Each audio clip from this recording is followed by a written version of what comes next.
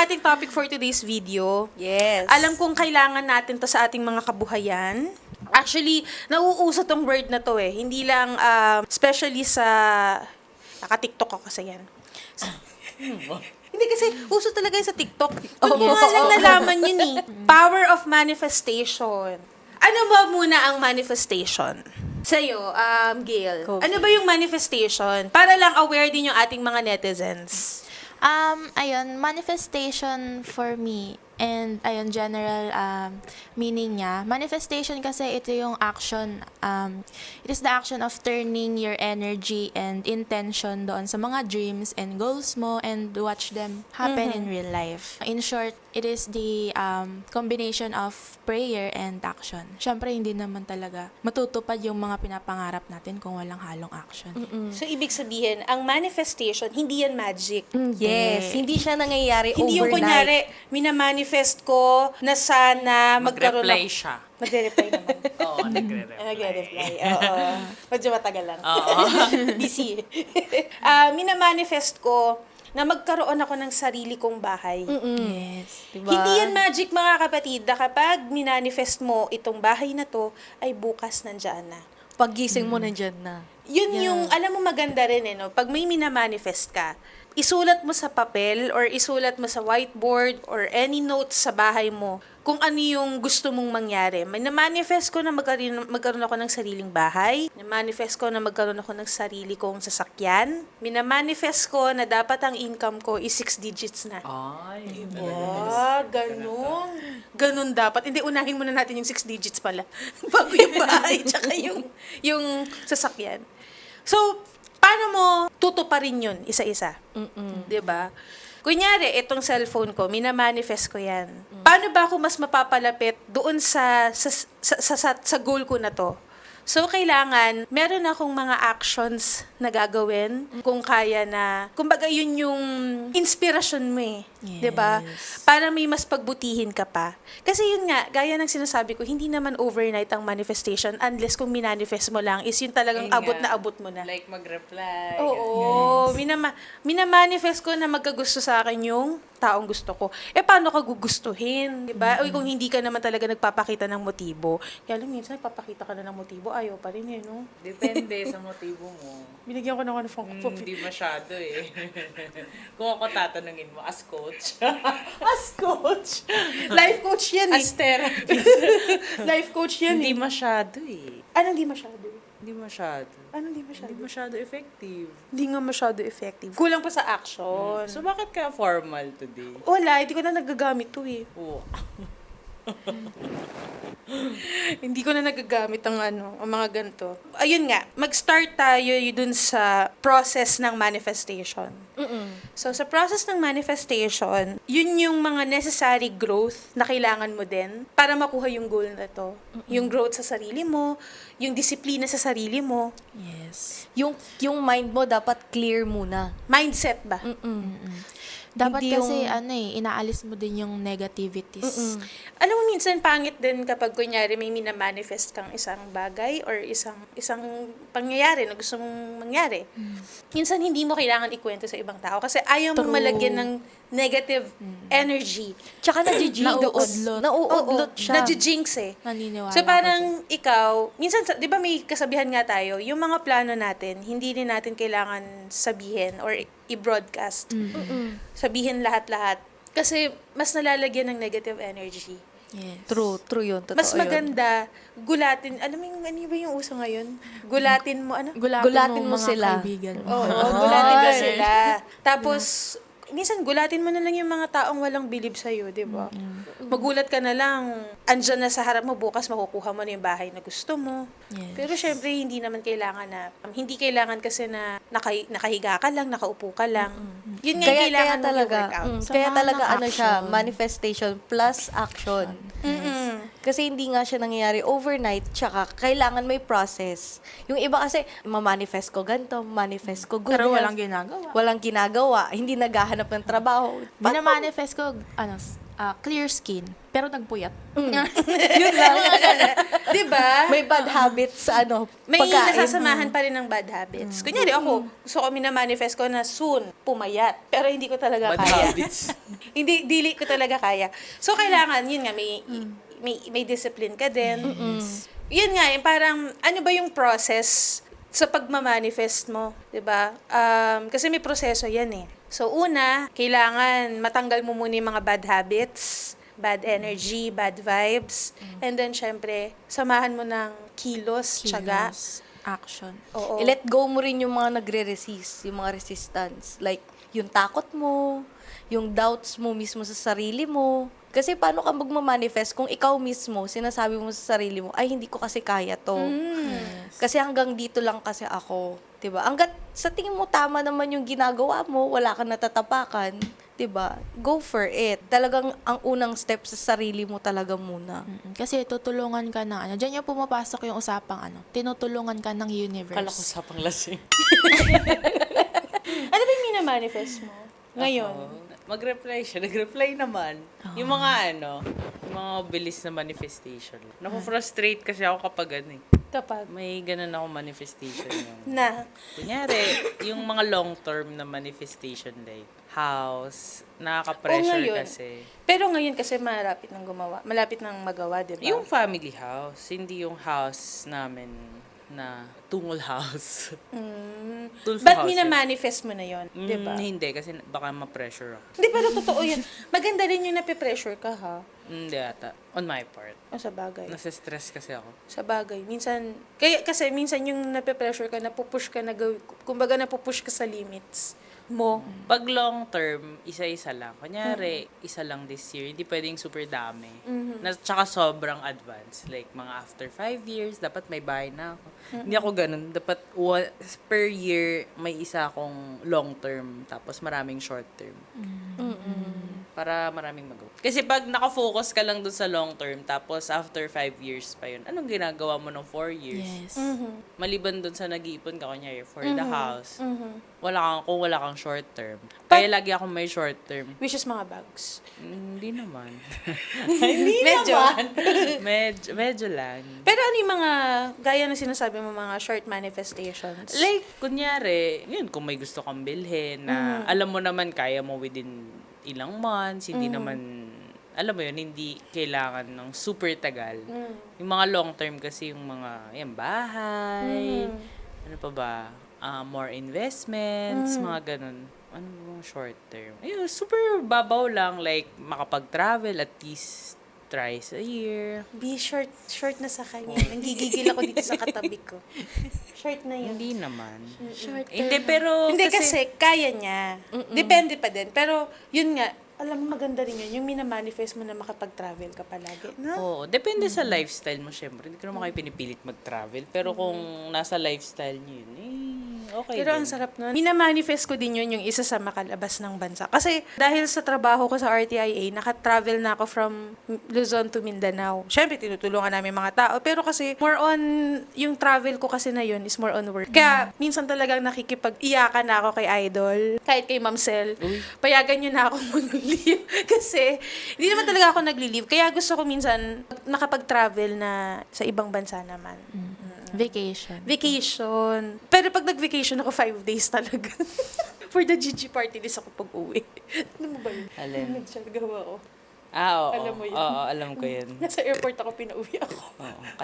Kasi huli mo rin yung kurat nila eh. Hindi pwede talaga. Hindi ako pwede mag-absent sa Wanted sa radyo. Pero, ayun nga, kapag nagpapaalam naman ako, iiyak muna ako bago ko payagan. Kasi, kaliban kasi sa Wanted sa radyo, may barda pa. So, mahirap magpaalam. Kaya ito, malaman natin, may makakausap tayo. Si Ma'am Ruby Mangalindan ng Vancouver, Canada. Si Ma'am Ruby. Thank you so much for inviting me again. Ayan. Si Ma'am Ruby, nakausap na natin. Siya ay isang business owner din sa Canada. So, Ma'am Ruby, kayo po ba ay naniniwala sa power of manifestation? Yes po, naniniwala po ako sa power of manifestation. But of course, you have gawin mo rin yung part mo para mangyari yung minanifest mo. Ano po ba yung huling minanifest niyo, Madam? Well, madami naman, pero ang ano namin, yung sa business namin. Pero our business is ano naman na siya like, it's been 8 years. Pero bago po namin nagawa yan, lagi po namin pinag-uusapan ng asawa ko kung paano namin siya gagawin in real life. Paano Ganon, niyo po so- siya na ano? Na Kasi po yung tupad? asawa ko po, mahilig po kasi siyang mga likot na mga cellphones, mga computers, and stuff like that. Mahilig siyang magbuting-ting. So, dahil yun ang hilig niya, sabi ko sa kanya, gawin na lang namin business. Ano po bang business yun. niyo, madam? Meron po kaming maliit na shop dito sa Vancouver Free Market. Siya po, yung asawa ko po yung parang siya na yung lahat gumagawa. Gumagawa po siya ng mga sirang cellphones, computers, laptops, iPads, mga ganyan. Nag-unlock din siya ng mga phones. Tapos meron din kaming mga binibentang mga accessories for the phones. Ayan. And we do buy and sell of phones, laptops as well. So, yun po. Technician pala si husband. Ano, ma'am? Opo. May tanong po ako. Ano pong process ng manifestation? Paano nyo po create yung energy, yung positive energy na yun? Para maging...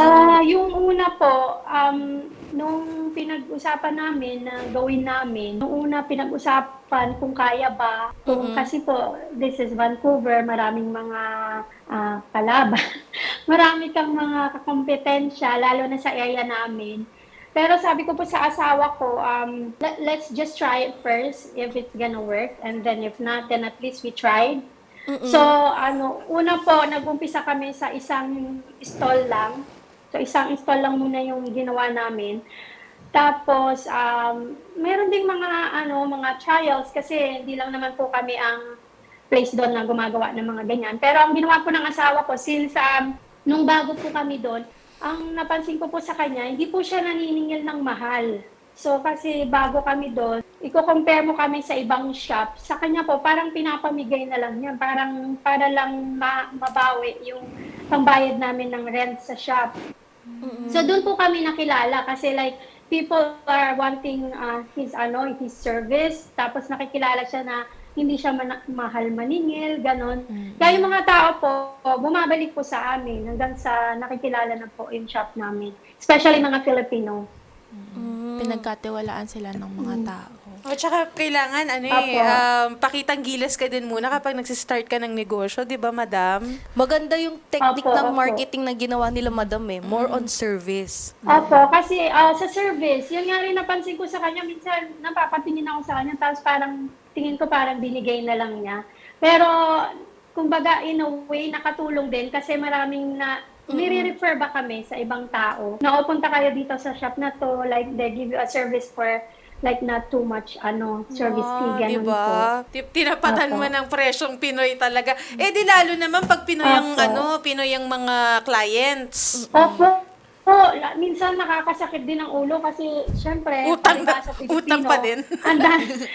Kaya ang dami nilang mga pwede bang free this, free that. Alam niyo naman po sa ating mga Pilipino, di ba? Oo, Sometimes if you give them a service o kaya may magpapagawa sa kanila ng isang item, mayroon silang sana may free this and may free that. Minsan, out of na lang, ibibigay mo na lang. Pero nagkakatinginan na lang kami mag-asawa minsan. Alam na namin yung mga makukulit na customer. Tsaka Tawad yung- na lang. Diyos ko, Grabe hanggang na tumawad. hanggang Canada, may pagtawad pa rin ng mga Pinoy na kakaloka. Oo, marami po kahit Nadadala dito sa nila yung Vancouver, ugali. Marami din yan, oo.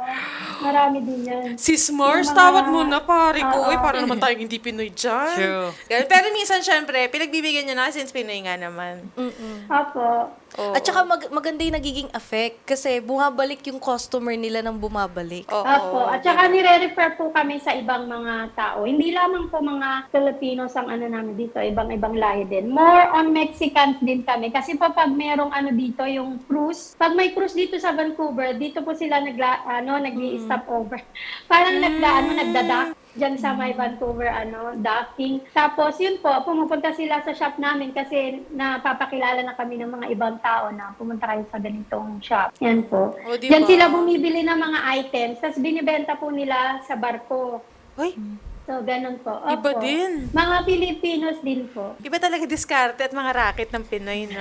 Magmula sa pagtawad-tawad hanggang sa mga pag-racket talaga. Kakaiba talaga ang mga diskarte ng Pinoy. Mama Ruby, pwede bang magbigay kayo ng piece of advice sa ating mga kabarda dyan na about sa power of manifestation and hindi nila dapat haluan ito ng negative energy para magkatotoo. And yung powers din, ma'am, ng pag-focus sa goals, ma'am, para matupad yung mga minamanifest. Opo, ang mapapayo ko lang po sa mga nagmamanifest at gusto nilang maging reality yung kanilang minamanifest, dapat po unang-una maniwala ka sa sarili mo na kaya mo. Kasi kung manifest ka ng manifest, tapos wala kang tiwala sa sarili mo, and at the same time, you have to do your work, like your part, na mangyari yung manifestation na yon. Hindi pwedeng minamanifest mo lang siya ng minamanifest, wala ka namang ginagawang paraan para mangyari yon in reality. So like halimbawa kung gusto mo magkaroon ng business o meron kang gustong i-achieve like education, of course you can finish that education if you're not gonna study, right? So gagawin mo yung parte mo para mangyari yon. And at the same time, yung faith mo din and manalangin ka na sana tulungan ka na habang gusto mong i-achieve yung bagay na yon, igabayan ka rin ni God na sana ma-achieve mo yon at ibigay niya yon para sa'yo. Para pagka nandyan na siya, buo yung excitement mo. Huwag kang gagawa ng bagay na kinuha mo yung manifestation na yon sa maling paraan. Kasi pag gano'n ang ginawa mo, hindi mo naman sasabing minanifest mo, talagang yung kumbaga 100% na pinaghandaan mo siya na sana para sa'yo. So, dapat positive lang. Walang negativity. Tsaka wag mong kokontrahin yung minamanifest mo na ay, baka hindi rin naman mangyari yan, ay baka this and baka that. Like, maraming baka kasi, marami naman talagang baka, pero kailangan to pa rin mo yan. Huwag kang baka ng baka. Kailangan, pagka minanifest mo siya, gawin mo yung part mo, pray for it na magagawa mo siya, tapos humingi ka rin ng sign na sana ibigay sa'yo yon nang walang magiging aberya. Tapos kung magkaroon man ng trouble sa gitna ng manifestation na yon, at least alam mo, kaya mong lusutan yon, kaya mong lagpasan yon. Kasi ready ka. Nagkaroon ka ng pagtitiwala sa sarili mo, pagtitiwala mo sa Panginoon, at yung eager mo na gawin yung manifestation na yon, na sana magawa mo yon. At balang araw, pagka natupad mo yon, magiging 100% yung saya mo na natupad yung manifestation na yon. Ayun. Tama Diba? lahat ng sinabi ni Tama lahat Madam. sinabi ni Madam. Salamat po, Ma'am Ruby. Ayun nga mga kapatid, yung pagmamanifest natin, kailangan kasi natin ng massive action. Diba? Yun yung mga visualize mo na totoo na na-visualize mong tapos na sa utak mo. 'Di ba? Kumbaga, iniisip mo pa lang siya, nasa utak mo pa lang, accomplish na. 'Di ba? Ano siya goal setting plus positive thinking plus action equals, ayun na. Oo, tsaka syempre, yun yung mga nagugulat ka na lang na sa sobrang hardworking or sa sobrang pinaghihirapan mo at masyado kang nakafocus sa goal. Magugulat ka na lang nasa harapan mo na yun. Hindi mo mamamalayan yung mga blessing, sila na mismo yung lalapit sa'yo pag may hinahaluan mo ng prayer at action talaga. Oo. Tsaka lalo na ang prayer. Grabe ang powers ng prayer. Yes. Totoo. Diba? Pero iwasan mo na lang kapag ikaw ay nagmamanifest. Iwasan mo lahat ng negative. Though walang masama na magkaroon ka ng doubts sa mga minamanifest mo, pero kailangan focus ka pa rin sa goal. At yun nga, kung maaari, wag mong, ewan ko, yun lang yung sa iba. Huwag mo masyadong binabroadcast lahat ng mga minamanifest mo.